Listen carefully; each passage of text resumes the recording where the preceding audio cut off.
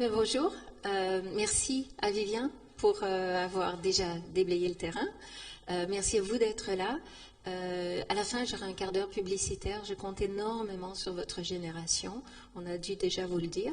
Vous êtes notre dernier espoir. Donc, oui, la pression. Je suis désolée, mais c'est injuste. Parce que c'est ma génération, les générations antérieures qui vous laissent ce monde-là. Donc c'est totalement injuste.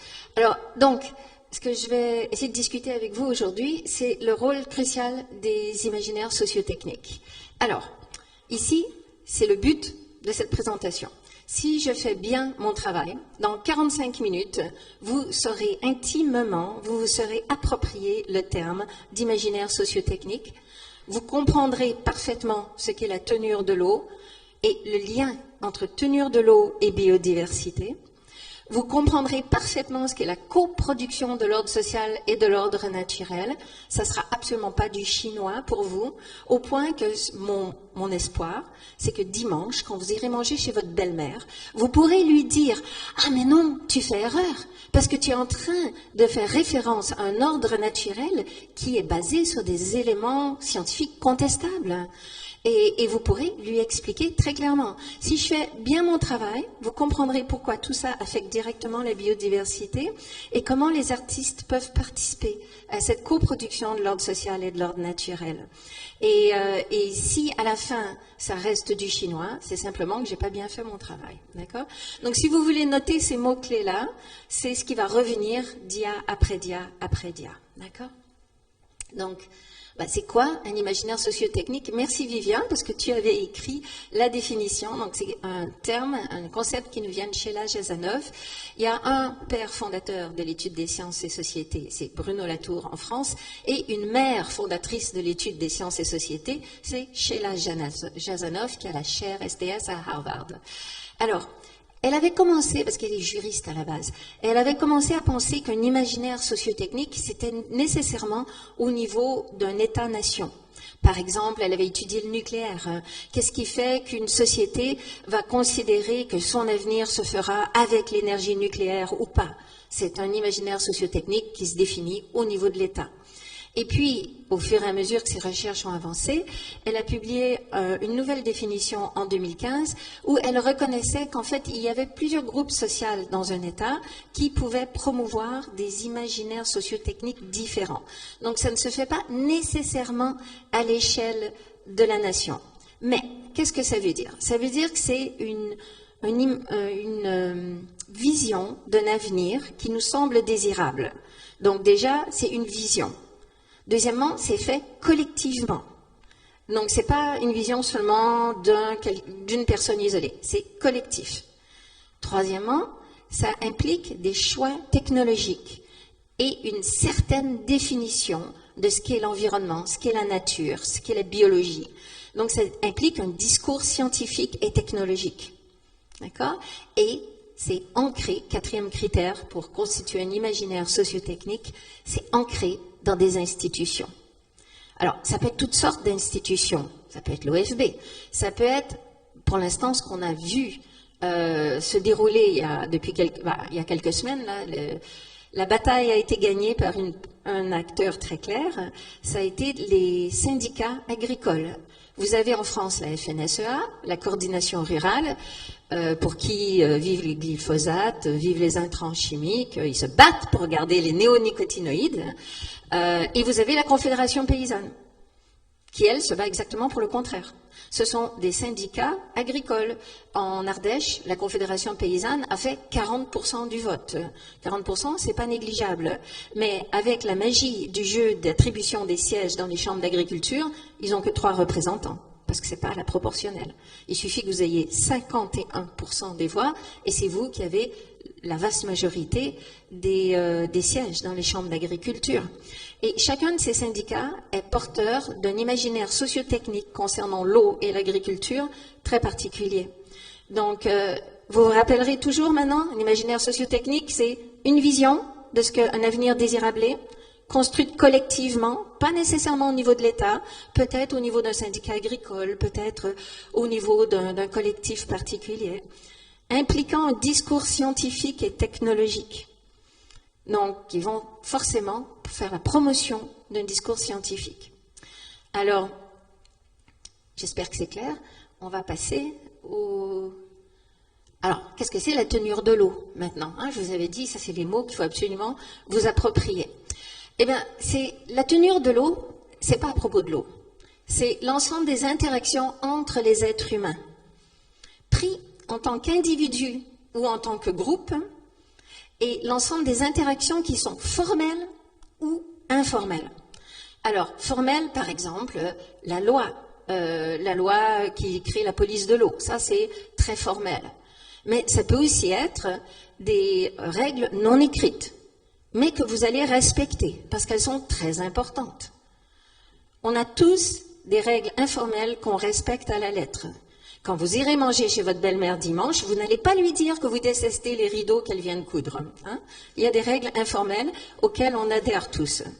Et donc, la tenure de l'eau, c'est l'ensemble des interactions entre les êtres humains, pris en tant qu'individus ou en tant que collectif, interactions qui sont formelles ou informelles et qui vont régir leur rapport à l'eau. D'accord ? Alors, un petit exemple comme ça, parce que là, jusqu'à présent, c'est horriblement théorique, c'est quand on voit des exemples qu'on peut s'approprier la théorie. Hein. Donc ici, c'est une photo que j'ai prise en territoire palestinien, c'est ma grande spécialité, c'est l'eau en Israël-Palestine. Alors, vous avez ici, vous l'avez sûrement déjà remarqué, un petit réservoir qui est alimenté par une source. Alors, toute l'agriculture dans cette petite vallée a été développée à partir de la source. C'est logique, n'est-ce pas? C'est un milieu semi-aride. L'eau, c'est utile pour cultiver. Alors, vous voyez que les agriculteurs, depuis plus de 2000 ans, ont creusé des canaux à ciel ouvert, qu'on voit très distinctement, et qui vont acheminer l'eau par un chevelu d'irrigation. Et vous voyez qu'ils ont façonné la montagne. Ils ont construit des terrasses qui sont très bien entretenues, avec des murs de pierre, ce qui fait qu'on n'a que des surfaces planes, malgré le fait que la montagne, c'est une pente, n'est-ce pas? Alors, comment est-ce qu'on va gérer l'eau ici? Cette source, elle répond à un droit de l'eau en journée et un droit de l'eau la nuit. C'est-à-dire qu'à partir du moment où le soleil se lève jusqu'au moment où le soleil se couche, il y a une répartition de l'eau d'après des règles différentes de la nuit. Parce que la nuit, on veut dormir. Donc la nuit, on laisse l'eau s'accumuler dans le réservoir. Et puis au matin, il y a quelqu'un qui vient, qui met un bâton et qui mesure la hauteur d'eau sur ce bâton. Après, si ce jour-là, il y a 5 ayants droit à l'eau, il va mettre des petites épines à des espaces réguliers pour diviser le bâton en 5 parties. Et puis, on va orienter l'eau de ce réservoir vers les différentes terrasses en fonction, jusqu'à ce que le niveau d'eau dans le réservoir ait baissé jusqu'à la petite épine. Après, ça va être quelqu'un d'autre qui va venir. Alors, comment ils orientent l'eau? Ils vont simplement bloquer les accès des canaux qui alimentent les parcelles qui n'ont pas le droit de l'eau à ce moment-là, et ils vont ouvrir les canaux qui acheminent l'eau vers la parcelle qui a le droit de l'eau à ce moment-là. Alors, comment est-ce qu'on ouvre et qu'on ferme? On met de la terre, du plastique, tout ce qui traîne et on bouche, c'est tout. C'est une technologie très simple, c'est du gravitaire, pas de coût énergétique, pas de coût élevé. Tout le système est entretenu localement par les villageois. C'est une tenure de l'eau qui est complètement locale, qui est dans ce cas-ci coutumière, ça fait plus de 2000 ans que ça dure. Si ça fait plus de 2000 ans que ça dure, on peut imaginer que c'est durable peut-être. Alors ces canaux, traditionnellement, ils étaient très poreux. Quand l'eau y coulait, elle pénétrait dans le sol. La manière dont on irrigue, c'est par submersion. Donc on recouvre la parcelle d'eau. Ce qui fait que l'eau rentre dans le sol et va continuer son chemin dans le sol, va alimenter d'autres sources. Ce n'est pas l'irrigation qui est considérée efficiente par la FNSEA. On va y venir. Mais vous voyez ici les petits carrés qu'ils ont aménagés avec des petits murs de terre qui font à peu près 10 cm de haut. C'est qu'ils vont diriger l'eau dans un petit muret de terre. Comme lorsque les 10 cm recouvrent la terre, ils vont refermer le trou qu'ils ont fait dans le muret avec leur houe. C'est un muret de terre, c'est facile à briser et à reconstituer. Et puis ils vont acheminer l'eau vers l'autre petit carré. Ça s'appelle de l'irrigation par submersion. Jusqu'au XXe siècle, toute l'irrigation dans le monde, c'était irrigation par submersion. Et dans le sud de la France, on a encore quelques exemples d'irrigation par submersion. Ce système, c'est un système qui est très répandu dans le monde. On le voit dans le sud de la France, tout autour de la Méditerranée. On le voit en Iran, on le voit en Amérique du Sud. On le voit partout où il y a du dénivelé et des sources. Et avec ce système traditionnel, l'eau n'arrête pas de pénétrer dans le sol et de continuer son chemin dans le sol. Et ça, ce n'est pas anodin. On va y revenir. Donc, la tenue de l'eau n'a plus de secret pour vous. Hein. S'il y a des choses pas claires, vous le dites tout de suite. Hein. Ça va? On peut continuer? Alors, autre mot barbare. Après, ça devient rigolo. Hein. Après, on va aller dans le vif du sujet. Je vous avais dit que l'imaginaire sociotechnique, ça se construit grâce à la coproduction de l'ordre social et de l'ordre naturel. Ça fait très barbare quand on le dit comme ça, mais c'est très simple. Qu'est-ce que c'est l'ordre social? C'est l'ensemble des relations de pouvoir qu'on a dans notre société et qui structurent nos actions. On a tous un degré de liberté. Hein. On peut tous décider qu'on n'achètera jamais nos livres au travers d'Amazon. Hein. C'est un choix que j'ai fait. Mais c'est un degré de liberté limité. Le fait est qu'Amazon a un pouvoir énorme sur la planète. Et on fait tous face à des structures de pouvoir et on fait tous face à des relations de pouvoir qui vont structurer notre société. On a par exemple la FNSEA qui nous dit que les néonicotinoïdes sont nécessaires. Ça, on vit avec une relation de pouvoir ici. Hein. Qu'est-ce que c'est l'ordre naturel? Accrochez-vous là. L'ordre naturel n'a rien à voir avec Pétain, hein, parce que ça, j'en ai marre qu'on me dise ça.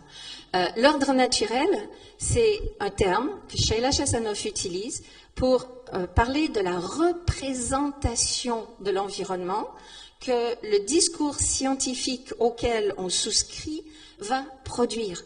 Donc l'ordre naturel, c'est une représentation produite par un discours scientifique. Et ce qu'elle nous dit, c'est que la coproduction de l'ordre naturel se fait toujours en interaction avec la coproduction de l'ordre social. Là, je vais vous donner un exemple qui n'a rien à voir avec l'eau, mais au fur et à mesure des années, j'ai appris que cet exemple marque l'esprit des étudiants. J'en rencontre 20 ans plus tard et puis ils me le ressortent. Donc, ça n'a rien à voir avec l'eau, mais je l'utilise pour que vous compreniez, que vous vous appropriez bien ce concept. Moi, quand j'étais étudiante dans les années 80. À l'université, j'avais des professeurs qui avaient étudié dans les années 50. C'est pas leur faute. Hein. Et alors, je faisais chimie. Oui, j'ai très mal débuté dans la vie. Mes premières études, c'est Bac+5 en chimie. Oui, devant l'Éternel, je devrais en rendre compte. Et alors, on avait des cours de biologie, de maths, voilà.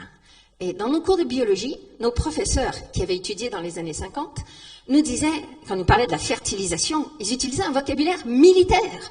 On avait une armée de spermatozoïdes qui partaient à l'assaut de novules complètement passifs, évidemment. Et c'était le plus agressif, le plus rapide, le plus fort, le plus déterminé qui l'emportait et qui fertilisait. Oui, c'était largement influencé par un ordre social des années 50 où on projetait sur la masculinité de l'agressivité, de la détermination, de la force, n'est-ce pas? Et on projetait sur la féminité, on construisait la féminité en disant que c'était la passivité, la douceur, hein, on ne fait pas grand-chose. C'était très influencé. Il a fallu attendre les années 90 pour qu'une une expérimentation en laboratoire extrêmement simple, qu'on avait parfaitement les moyens de faire dans les années 50, soit enfin réalisée. Et on s'est aperçu qu'en fait, les spermatozoïdes, ils n'ont aucune idée où ils vont. Hein. Ils ont un flagellum qui va comme ça, ils vont n'importe où comme ça, ils ne savent pas ce qu'il faut. Par contre, l'ovule, qui est au centre, va avoir une réaction biochimique sur la membrane extérieure, et à un moment donné, va repérer un spermatozoïde qui est là, comme ça, qui sait pas ce qu'il fait, et qui va l'absorber. Ça change la manière de voir la fertilisation. Alors, pourquoi est-ce qu'on m'a donné ce discours militarisé? Eh bien, parce que ça correspondait à l'ordre social de la définition de ce qui est féminin et masculin. Et donc, ça avait façonné les hypothèses qu'on était capable d'élaborer pour comprendre la nature. On ne peut émettre que les hypothèses qu'on est capable d'imaginer. Et l'ordre social dans lequel on baigne limite notre imagination. Et du coup, dans les années 90, notre imagination de ce côté-là était un petit peu plus avancée. Et on a donc changé notre ordre naturel. Mais du moment qu'on change l'ordre naturel, en retour, c'est veut pas, on change l'ordre social. Depuis qu'on a Dolly la brebis, premier clone de l'histoire, de mammifère en tout cas, eh bien on sait plus qu'un zygote. Et alors on a été obligé de redéfinir la parentalité. Depuis qu'on a les mères porteuses, c'est qui la mère? C'est celle qui produit l'ovule, c'est celle qui porte le bébé, c'est celle qui éduque l'enfant. Il a fallu redéfinir la parentalité. La parentalité relève totalement de l'ordre social. Mais un embryon qui est dans un utérus, ça relève de l'ordre naturel. Donc elle, ce qu'elle nous dit, c'est qu'à chaque fois qu'on construit un discours sur l'environnement, on est forcément influencé par la manière dont on veut gérer cet environnement. Et la coproduction de l'ordre social et de l'ordre naturel qu'on a à l'heure actuelle concernant l'eau nous a mené à adhérer à un imaginaire socio-technique qui est basé sur une perception de l'eau très particulière et très contestable. Donc j'espère que ces mots, maintenant, n'ont plus aucun secret pour vous. Ça va? On peut les utiliser pour plonger dans le vif du sujet? Ok. Alors, l'eau, ça coule. Première révolution. Si vous écoutez la FNSEA, si vous écoutez notre gouvernement, vous allez toujours entendre parler d'eau en tant que mètre cube, comme une quantité, comme un stock. J'espère que vous réagirez maintenant. À chaque fois que vous entendez BFM TV qui parle de quantité d'eau, à chaque fois que vous lisez un article dans la presse, tiquez. Écrivez aux journalistes. Mais monsieur, madame, l'eau, elle coule. Pourquoi c'est important? Regardez d'abord la trajectoire spatiale que suit l'eau. Ceci est une montagne imaginaire. Donc, notre rapport à l'eau, ça sera toujours dans la partie terrestre de son cycle. Hein. Vous avez tous étudié le cycle de l'eau quand vous étiez à l'école. Hein. Donc, vous savez que l'eau s'évapore, forme des nuages, retombe sur la terre, imprègne le sol, ressort sous forme de source, de rivière, atteint la mer et on recommence. Nous, en tant qu'êtres humains, on interagit avec l'eau uniquement dans la partie terrestre de son cycle. On est d'accord, hein? Donc, ceci est la partie terrestre du cycle de l'eau, schématisée, d'accord? Donc, l'eau s'accumule sous forme de neige, sur un glacier, on va dire. La neige fond, pénètre dans le sol, ressort sous forme d'une source. On va dire que cette source, elle est l'objet d'une tenure de l'eau locale, un petit peu comme la source que je vous ai montrée au début. Élaborée par des paysans, localement. Tenure de l'eau informelle, pas reconnue par le droit. Soit dit en passant, la première tenure de l'eau qui est en train d'être utilisée aujourd'hui, pendant qu'on se parle, que je vous ai montré dans cette image, c'est le village de Batir en Palestine, elle n'est toujours pas reconnue par le droit de l'eau palestinien. Hein. Donc, très souvent, ces formes de tenure paysanne, pas du tout reconnues par le droit formel. Alors eux, ils vont faire de l'irrigation par submersion, qui n'a plus de secret pour vous, hein, vous l'avez vu dans l'image, et l'eau va à nouveau rentrer dans le sol et nourrir la nappe. Un peu plus tard, il y aura peut-être un autre groupe de paysans qui aura creusé ce qu'on appelle en Iran un kanat, en Algérie un fogara, au Maroc ça s'appelle un khetara, et en France ça s'appelle une mine d'eau. C'est un tunnel presque horizontal qui va être creusé jusqu'à ce qu'on atteigne de l'eau sous la montagne. Et on va acheminer par gravité l'eau vers une terre suffisamment plate pour pouvoir l'irriguer. On en a des milliers et des milliers, si pas des millions, au travers de la planète. Normalement creusés par des organisations paysannes informelles et gérés par une tenure de l'eau informelle, c'est-à-dire ignorés par le droit positif. Alors très souvent, à nouveau, ils vont utiliser des formes d'irrigation par submersion. Donc l'eau va revenir dans le sol. Pourquoi est-ce que j'arrête pas d'alterner à propos d'eau qui sort du sol, d'eau qui rentre dans le sol? Parce il est très important de garder à l'esprit que les eaux de surface sont indissociables des eaux souterraines. C'est un seul et même système. Si vous voulez, et quand on regarde le code de l'eau en France, enfin, il n'y a pas de code de l'eau. La loi sur l'eau est dispersée au travers du code de l'environnement, du code de toutes sortes de codes différents. Mais quand on regarde le droit français concernant l'eau, on s'aperçoit qu'il y a un code différent, un droit différent pour l'eau souterraine de l'eau de surface. Ce qui en soi montre un ordre social, n'est-ce pas, très particulier, qui correspond à la construction d'un ordre naturel aussi un peu particulier, n'est-ce pas, puisqu'ils sont indissociables. Donc cette eau revient dans le sol, et pourquoi c'est important quand elle revient dans le sol?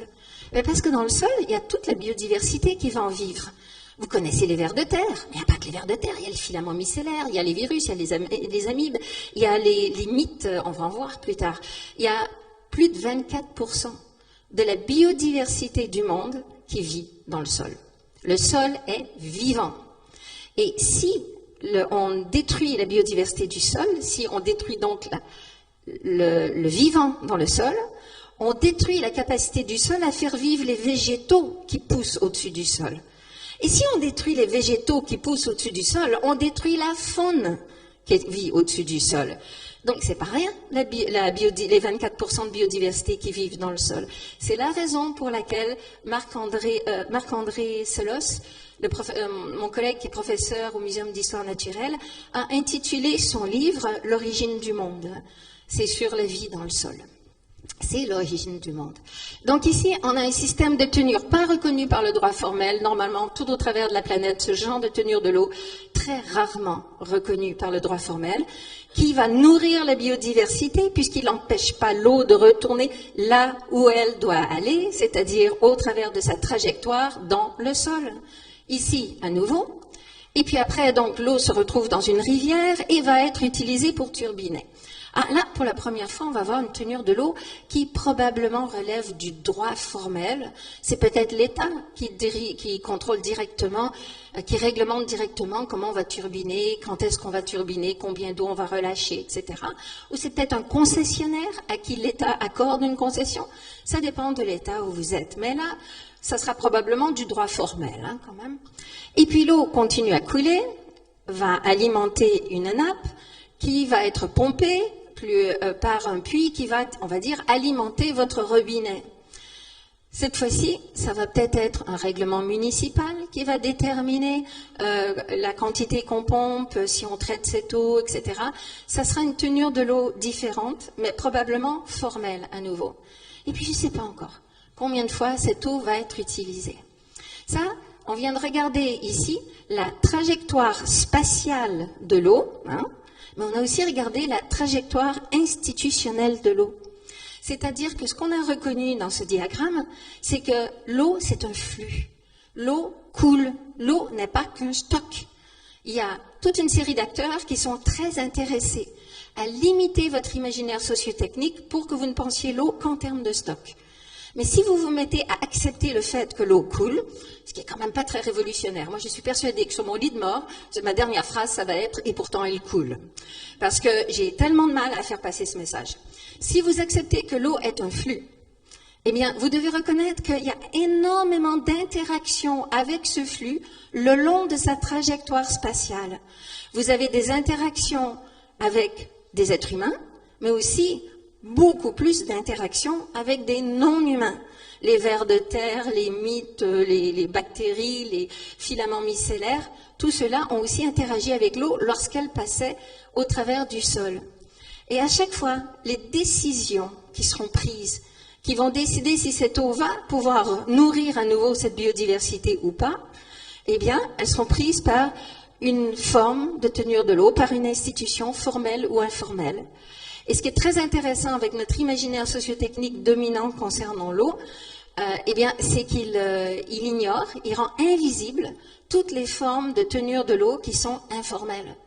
Donc, il rend invisible tout le vivant qui est dans la Terre, ça c'est pratique, on ne le voit jamais, et il rend aussi invisible les utilisateurs humains de cette eau qui interagissent avec ce flux.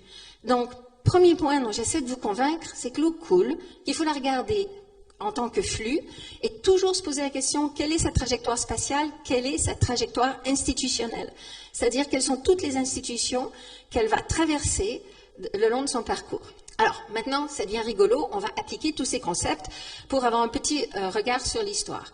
L'Empire romain, dont nous parlait Vivien, on ne s'est pas coordonné, hein, je n'avais pas entendu sa conférence avant, mais ça tombe bien.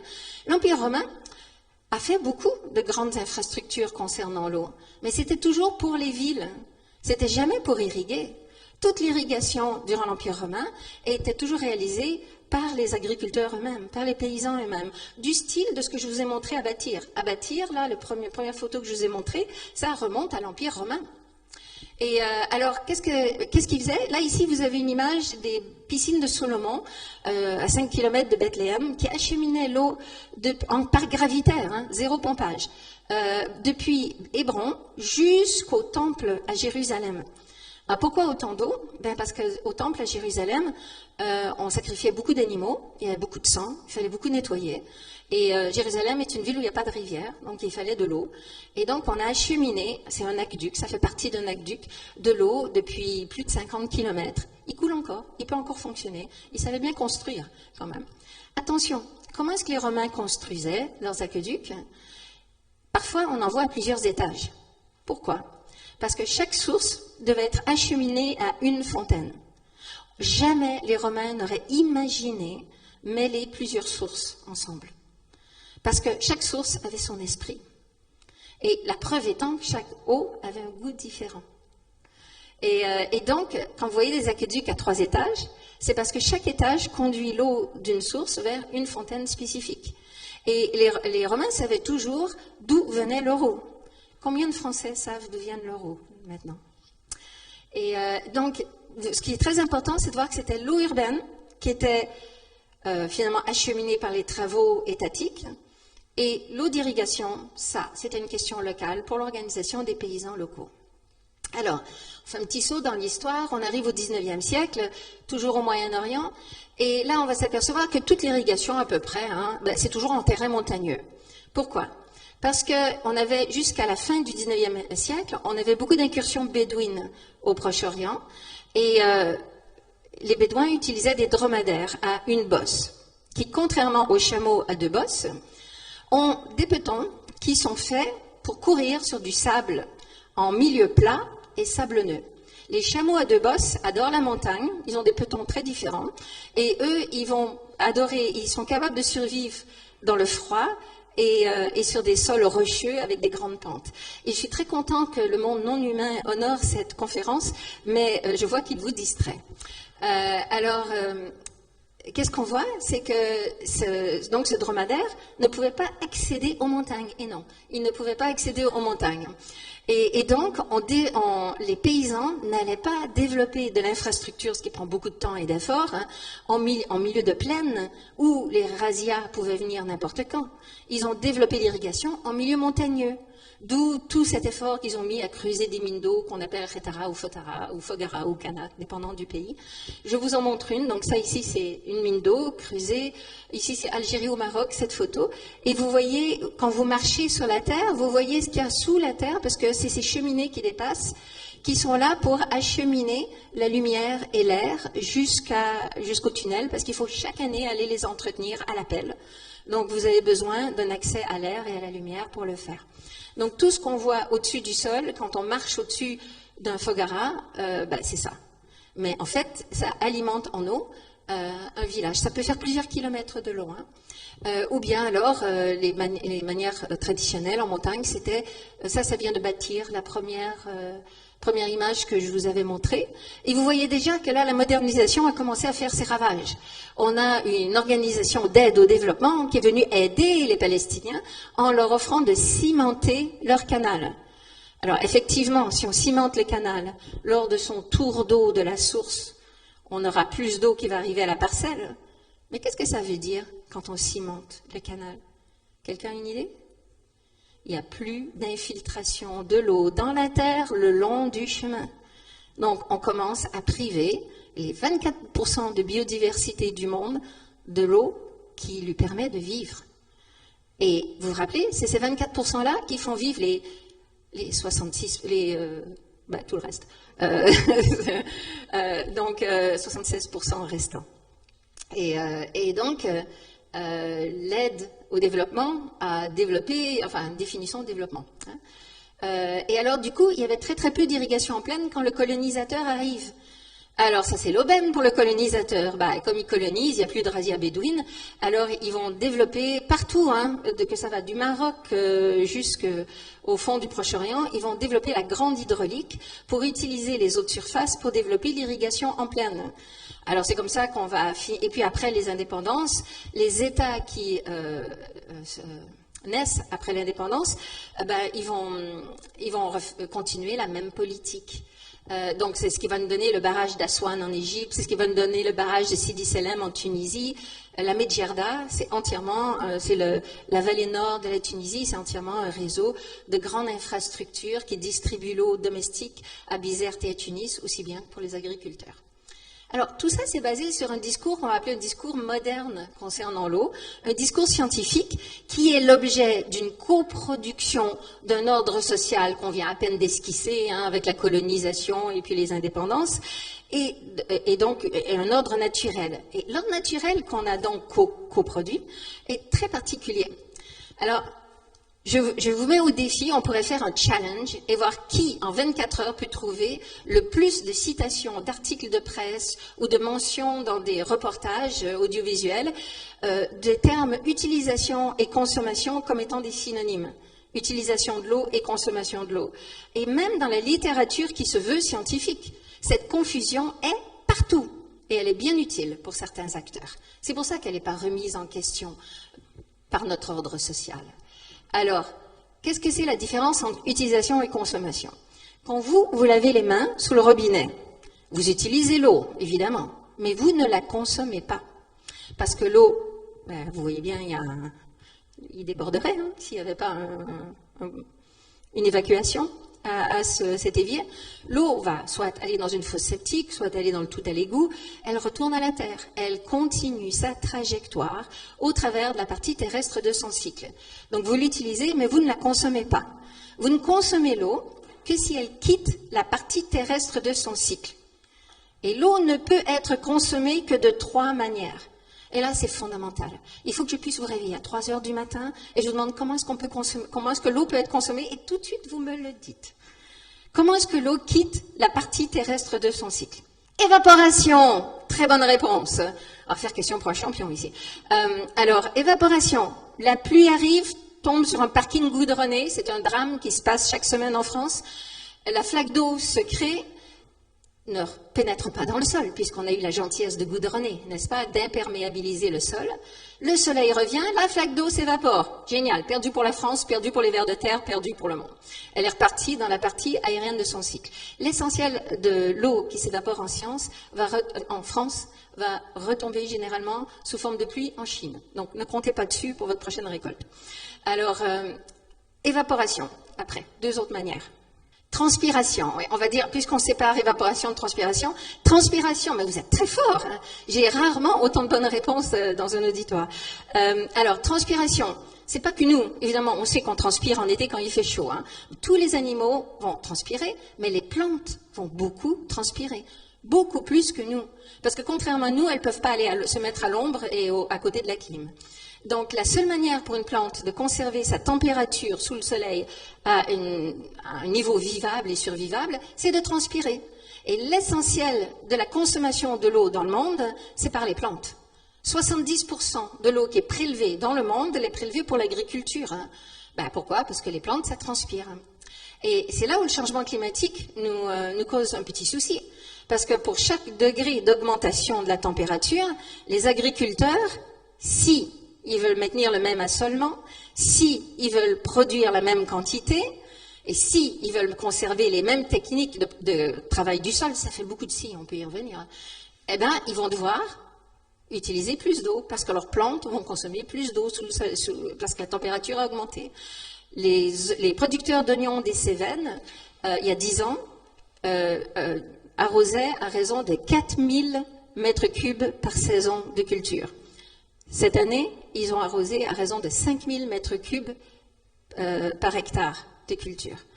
Donc, de 4000 mètres cubes par hectare à 5000 mètres cubes par hectare, on voit une petite différence. Mais là, je tombe dans le piège de traiter l'eau comme un stock. Je ne vous le traite pas comme un flux.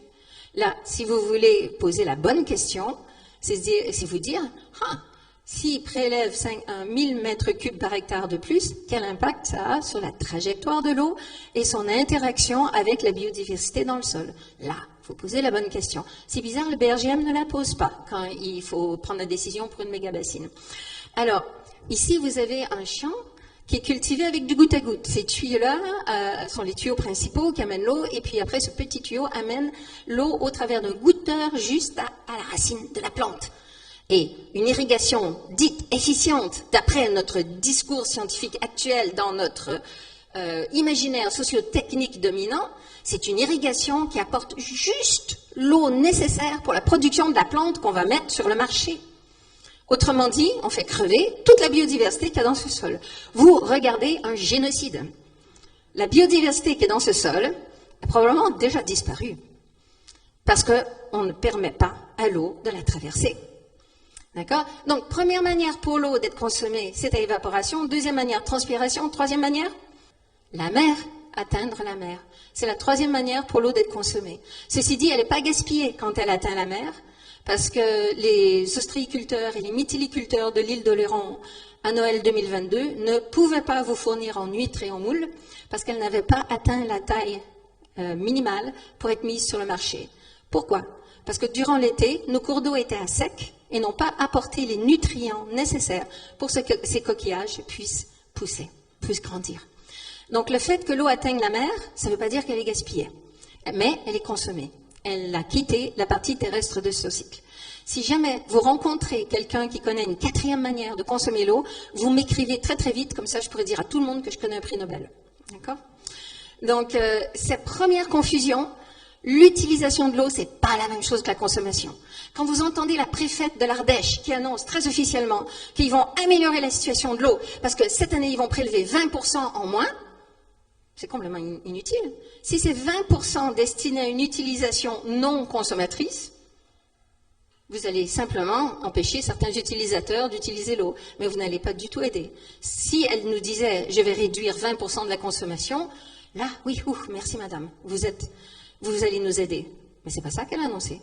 On entretient, je crois de la part de beaucoup d'acteurs, à dessein, une confusion entre utilisation et consommation, piège dans lequel vous ne sombrerez plus jamais. Hein. Donc vous allez bondir maintenant chaque fois que vous allez lire un article sur l'environnement. Alors, deuxième confusion sur laquelle notre discours scientifique dominant repose concernant l'eau, c'est que l'eau, on va la traiter comme un stock au lieu de la traiter comme un flux. Ça, je vous en ai beaucoup parlé, donc je ne vais pas insister trop. Première confusion, c'est surtout ne pas penser que l'utilisation, c'est un synonyme de consommation. Deuxième confusion, c'est ne pas penser qu'on peut penser l'eau en termes de stock. Il faut la penser en termes de flux. Mais ça arrange bien du monde de la penser en termes de stock. Parce qu'un stock, ça peut s'approprier. Et du moment que c'est à moi, eh ben, c'est le régime de propriété privée qui s'applique. J'en fais ce que je veux, n'est-ce pas? Donc, mais si vous pensez l'eau en tant que flux, tout à coup, ça devient un commun. Et là, on a une loi qui se contredit. En 1992, la loi sur l'eau en France a bien spécifié, et elle n'a pas été abrogée, que l'eau est un commun du patrimoine de la nation. Donc l'eau, c'est un commun patrimonial. Et pourtant, après, le reste des lois qui concernent l'eau vont la traiter comme un bien privé. On a énormément d'incohérences dans notre droit en France parce qu'il a été élaboré à l'intérieur d'un ordre social bien particulier, n'est-ce pas? Alors, troisième confusion, après je vous lâche la grappe pour les confusions, c'est penser que le besoin en eau, c'est la même chose que la demande en eau. Quand je vois le directeur de la FNSEA qui dit « les agriculteurs ont besoin d'eau », ben non, les agriculteurs expriment une demande économique pour l'eau. C'est pas la même chose. Le besoin est déterminé par la physiologie. Vous et moi, on a besoin de boire un minimum d'eau par jour pour pouvoir survivre. Le ver de terre a besoin de minimum d'humidité dans le sol pour pouvoir vivre. Ça, c'est un besoin. C'est la physiologie qui l'établit. C'est incompressible, le besoin. La demande, en revanche, c'est complètement différent.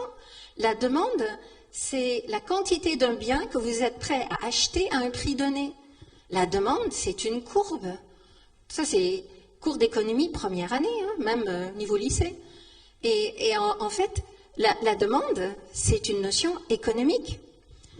Ici, mon animal préféré, hein, j'annonce ma positionnalité et mon biais méthodologique. Les vers de terre sont mes animaux préférés. Ce ver de terre est en train de crever parce qu'il n'a pas assez d'eau. il a un besoin d'eau qui est très très grand, mais il n'a rien sur son compte en banque. Donc sa demande d'eau est de 0. Techniquement parlant, si vous pouvez être en train de mourir de faim et mourir de soif, si vous n'avez aucun argent, votre demande est automatiquement satisfaite. La demande, c'est un concept économique. Le besoin, c'est un concept biologique. C'est pas la même chose. Quand je vois un propriétaire de terrain de golf qui dit « j'ai besoin d'eau », non, monsieur, vous n'avez pas besoin d'eau. Vous avez un business plan qui fait que vous exprimez une demande économique pour l'eau et certes, votre plan, c'est probablement de générer un très grand profit avec cette eau. Mais n'allez pas me dire que c'est un besoin, c'est une demande économique. Et pourquoi est-ce qu'il faut distinguer les deux? Parce que le besoin, on ne peut rien y faire. Le besoin, c'est la biologie qui le dicte, il est incompressible. La demande, on peut influer sur la demande. On peut agir. La demande, c'est le résultat de processus sociaux et économiques sur lesquels on peut agir. On va vous donner un exemple qui est criant d'actualité. Si vous allez sur le site web du beurre AOP Charentes-Poitou, vous allez voir cette image. Je l'ai tirée de leur site. Ces deux vaches sont en train d'avoir le choc culturel de leur vie parce qu'elles ont été sorties de stabulation probablement juste pour faire la belle photo. La vaste majorité des vaches qui produisent le lait AOP Charentes-Poitou sont en stabulation toute l'année. Parce que c'est un beurre AOP, il doit correspondre à un cahier des charges extrêmement précis. Ce cahier des charges stipule que quand les vaches sont en stabulation, 50% de leur alimentation, ça doit être du maïs. Le maïs, c'est le plus grand consommateur d'eau en France. 50% à peu près des parcelles qui sont irriguées le sont en maïs. Le maïs, c'est pas une plante qui vient de chez nous. J'ai rien contre les étrangers, je suis née au Canada. Mais le maïs a un pic de besoin d'eau, parce que lui, c'est un besoin biologique, en juillet et août, justement au moment où nous, on en a le moins dans notre écosystème, parce que c'est comme ça notre climat.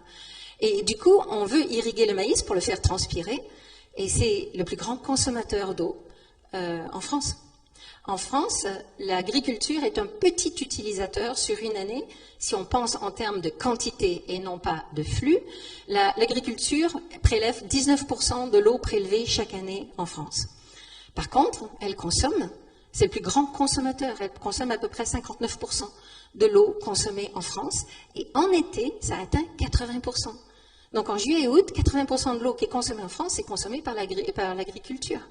Et c'est le moment où le maïs a le plus besoin d'eau. Alors, soyons révolutionnaires.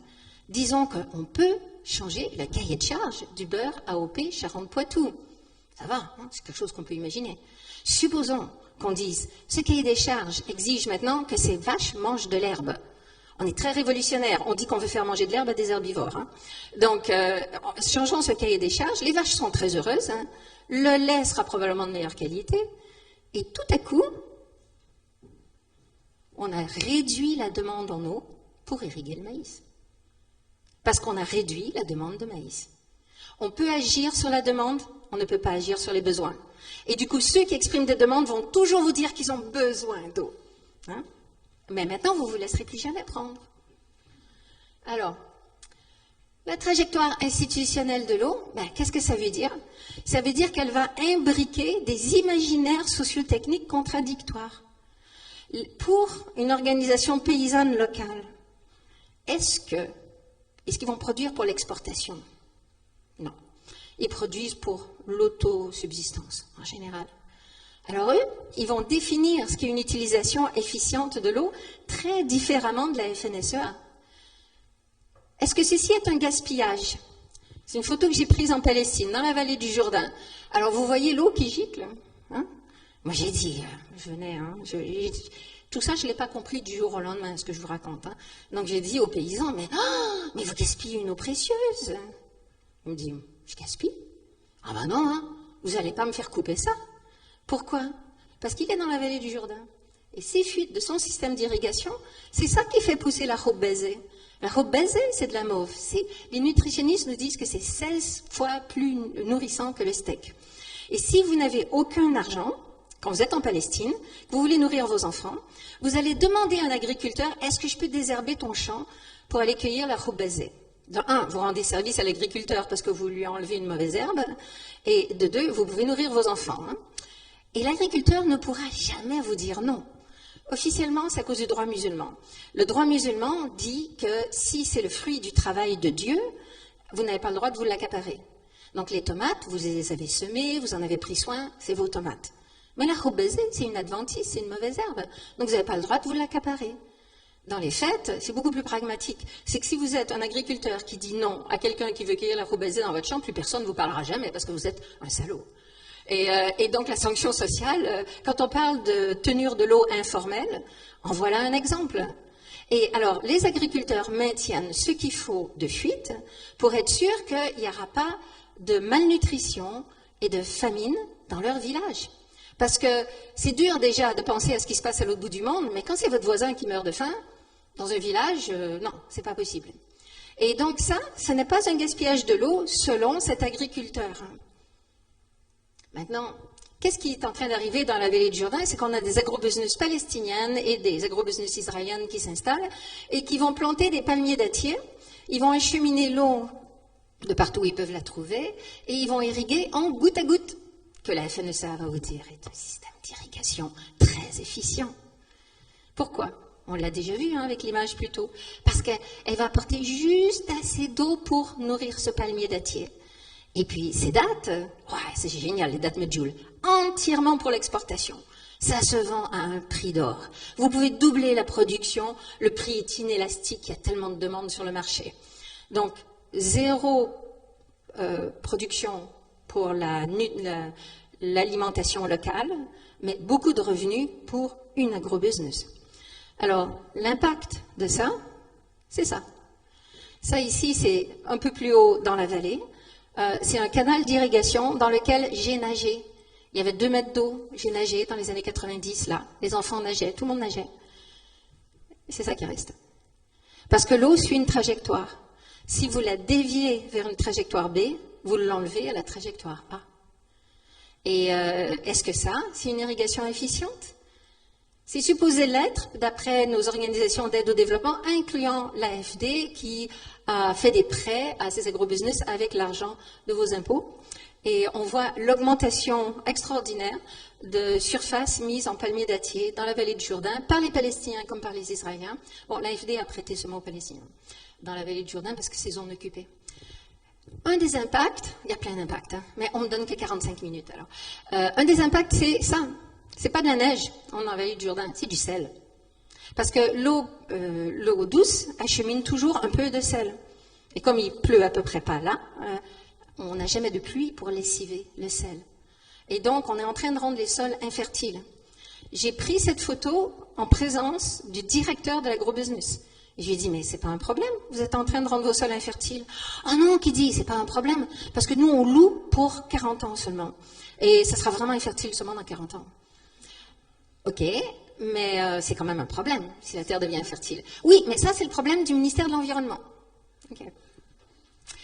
Alors, on revient à notre concept de coproduction de l'ordre social et de l'ordre naturel. Si on vit avec une mentalité néolibérale, imprégnée de globalisation, où tout est un bien marchand et qu'il faut surtout produire pour vendre à l'autre bout de la planète. Pourquoi l'autre bout de la planète? Parce que ça sera toujours l'exportation qui vous offrira le meilleur prix. Et alors, l'idée, qu'est-ce que c'est l'efficience de l'utilisation de l'eau? C'est ce que la FAO appelle « more crop per drop ». Ça rime en anglais, ça se traduit beaucoup moins bien en français, c'est plus de masse végétale produite par goutte d'eau prélevée. C'est vachement mieux, more crop per drop. Mais bon, c'est pour ça que je vous l'ai mis en anglais. Et ça, c'est la logique du plan eau 2023 en France. On est brillants, hein? Et c'est la logique de l'expansion des palmiers dattiers en Palestine. C'est à l'origine de tous les conflits d'eau au travers du monde. Pour l'instant, les États ne se font pas la guerre pour l'eau. Les États ne se sont jamais fait la guerre pour l'eau. Par contre, on a des conflits concernant l'eau qui sont de plus en plus graves, mais qui impliquent des acteurs non étatiques ou bien des acteurs étatiques face à des acteurs non étatiques. Si vous vivez dans un régime de propriété communautaire, parce que vous partagez une source avec vos voisins, que vous faites de l'agriculture pour l'autosubsistance, en général, votre définition de l'efficience de l'utilisation de l'eau, ça sera que tout le monde est nourri dans votre village. La photo que je vous montrais là, avec la valve qui fuyait, c'est ça, la gauche qui fuyait là. C'est que pour lui, c'est que tout le monde soit nourri, ça c'était une utilisation efficiente de l'eau. Et du coup, on veut garder ces fuites parce que ça produit la sécurité alimentaire locale. Si vous pensez à la sobriété heureuse à la Pierre Rabhi, par exemple, à chaque fois, je vous décris un ordre social différent. Hein. Donc, si votre ordre social est basé sur la sobriété heureuse à la Pierre Rabhi, vous allez définir l'efficience de l'utilisation de l'eau, parce que l'efficience, ça, c'est l'ordre naturel, n'est-ce pas? On a dit que l'ordre naturel, c'était la représentation qu'on se fait de la nature en utilisant le discours scientifique. Donc, dans ce cas-ci, l'efficience, ça va être, mince, avec le changement climatique, il faut réarranger nos interactions avec le flux qu'est l'eau, n'est-ce pas? Il faut réarranger d'urgence nos interactions avec ce flux pour placer les utilisations non consommatrices en amont des utilisations consommatrices. Il faut que les utilisations consommatrices soient totalement en bout de chaîne pour maximiser le nombre d'utilisations par les vers de terre. Vous savez, les vers de terre, ils sont extraordinaires. L'eau les traverse, ils ne la consomment pas.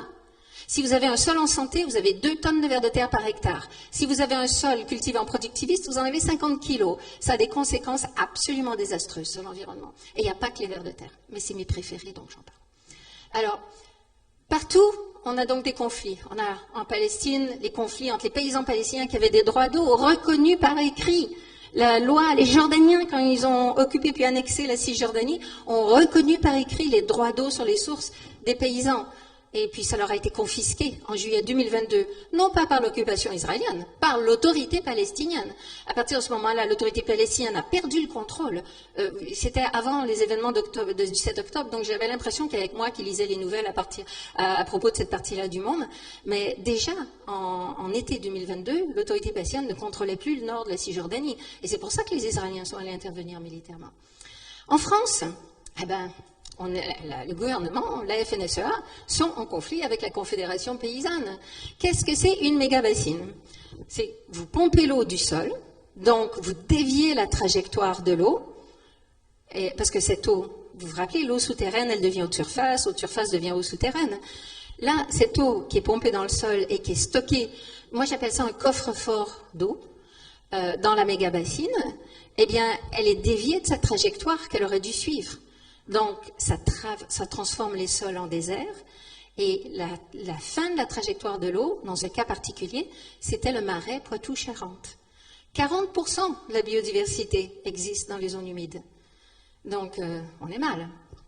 Et pourquoi est-ce qu'on veut stocker l'eau là-dedans? Pour l'acheminer en première utilisation avec des gicleurs ou des goutteurs, qui sont soi-disant une forme d'utilisation de l'eau qui est efficiente, parce que c'est du more crop per drop, ce qui fait que toute l'eau que vous acheminez va être transpirée par votre assolement. Donc, votre première utilisation de cette eau, ça va être une utilisation consommatrice. Qu'est-ce qu'on doit faire d'urgence pour survivre au changement climatique? Placer les utilisations consommatrices à la toute fin possible. Maximiser le nombre d'utilisations non consommatrices avant d'arriver à l'utilisation consommatrice. Que font les méga-bassines? Elles placent l'utilisation consommatrice en première utilisation. Et après, c'est fini. Il n'y en a plus pour personne. Ni pour la biodiversité, ni pour les petits agriculteurs, ni pour personne. Alors, c'est un problème. Alors, les acteurs entrent en conflit quand? Ils entrent en conflit lorsque la tenure de l'eau à laquelle ils adhèrent correspond à un imaginaire sociotechnique qui est contradictoire avec l'autre acteur. Ouais.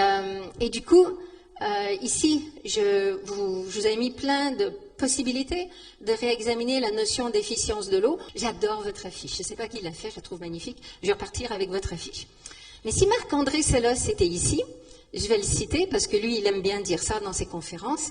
Il vous dirait, ceci est la même chose que si vous étiez un pou accroché, c'est un pou, accroché à un cheveu, et que vous admirez, vous contemplez le crâne pelé d'un homme de 45 ans, et vous dites, oh, ce que c'est beau un être humain. En fait, vous avez le pou, là, il ne voit que la surface de l'être humain. Ici, on voit que la surface, on voit rien dans le sol. Le sol, c'est l'origine de la vie. Le sol, la biodiversité dans le sol, c'est ce qui fait que tout le reste peut vivre. Parce que tout est en interaction. Les racines des plantes sont en interaction avec les filaments micellaires, avec des tonnes de choses. Et en fait, plus c'est petit, plus il y en a. Plus il y a de la variété et plus il y en a dans le sol. Donc, de manière générale, on va bien aimer ceux qu'on sait voir. Ils sont mignons, hein, mais dans la réalité, c'est que dans une cuillerée à café de sol, vous avez... ici, ils disent 200 mètres de champignons, mais moi, j'ai souvent vu, ça dépend des espèces, vous avez souvent 1 kilomètre de filaments micellaires dans votre cuillerée à café de sol. Mais je compte sur vous. C'est vous la génération qui allez nous sauver. Regardez comme ils sont beaux. Tout ce qu'il y a dans... Ça ici, ne vous méprenez pas. Non, ce n'est pas une réunion du Conseil des ministres. D'accord? C'est une mythe prédatrice. Et il se passe des trucs atroces dans le sol. Mais il se passe aussi, il y a des trucs de... Ça, c'est un nématode. Il n'est pas magnifique, le nématode? Et ça, c'est un springtail. Je ne sais pas ce que c'est en français, un springtail. Ça, c'est le nom en latin. Qui est en train de porter des nématodes qui lui ont collé à la peau. Il y a toute une vie absolument extraordinaire sous le sol. Vous avez ici une mythe à nouveau au-dessus. Ah ben, elle est extraordinaire, la mythe. Regardez-moi celle-là, cette mythe-là. Ils sont photogéniques. Ah, celle-là, je l'adore. Je ne sais pas ce que c'est, mais je l'adore. Et regardez ceux-là. Et en fait, c'est Dallas sous le sol. Vous pouvez en faire des scénarios extraordinaires. Hein. Ici, c'est mon animal préféré, vous l'avez reconnu. Vous savez que les vers de terre se déplacent par péristaltisme. Ça veut dire qu'ils ont un muscle longitudinal et des muscles cylindriques. Et en fait, ils alternent contracter l'un et contracter l'autre. C'est pour ça qu'ils se déplacent comme ils se déplacent. C'est extraordinaire. Mais ça ici, c'est l'ennemi du peuple. Maintenant, on a le ver plat qui est en train de se répandre en France, et là où le ver plat s'installe, nos vers de terre, à nous, disparaissent. Et ça, c'est catastrophique. On a plein de vers de terre, hein. Il y en a plus de 200 espèces. Il faut lire Marcel Boucher sur les vers de terre. Il a consacré toute sa carrière aux vers de terre. Et vous avez des épigées, des endogées. Il ne faut pas rigoler, c'est super important. Vous avez des épigées, des endogées, des anécites, vous avez des catégories intermédiaires. Les anécites, ils font des tunnels verticaux. Les endogées font des tunnels horizontaux. Et alors nous, en bons êtres humains, avec notre ordre social, hein, si je construis une maison, c'est pour vivre dedans. Donc, on avait projeté sur eux que les anécites vivaient la tête en bas, le derrière en l'air, et que les endogées vivaient à l'horizontale. Nenni, ils utilisent les tunnels les uns des autres pour arriver à se mettre à l'abri à 12 degrés Celsius. 12 degrés Celsius, c'est la température où les vers de terre sont heureux. Donc vous voyez bien que maintenant qu'on a l'augmentation de la température des sols, ça pose un problème. Et ça pose un problème aux filaments micellaires aussi. Ça, c'est une termite. Vous voyez les architectes extraordinaires que sont les termites? Ça, je ne sais pas ce que c'est, mais je la trouvais belle aussi. Alors, voilà comment on le représente pour le grand public. Génial. Ah, moi j'ai toujours vu les citoyens regarder ça, se dire « aujourd'hui, je l'apprends par cœur, et c'est ça que je vais expliquer à mes enfants. Hein » Ou bien on leur donne ça. Et en fait, il est temps de dépasser l'approche du XVIIIe siècle. Regardez ici, rien que scénario possible. Ici, on vous explique la compaction des sols. Alors, normalement, un sol qui n'est pas compacté, il va y avoir de l'agrégat de sol avec un film d'eau dessus et de l'air. C'est ça qui permet à toute cette biodiversité de vivre. Vous compactez le sol, vous détruisez ça. Ça s'appelle un génocide. Vous imaginez les scénarios que vous pouvez imaginer? Ça sera un peu catastrophiste, hein. Mais bon, je compte sur vous. Vous pouvez avoir une fin heureuse.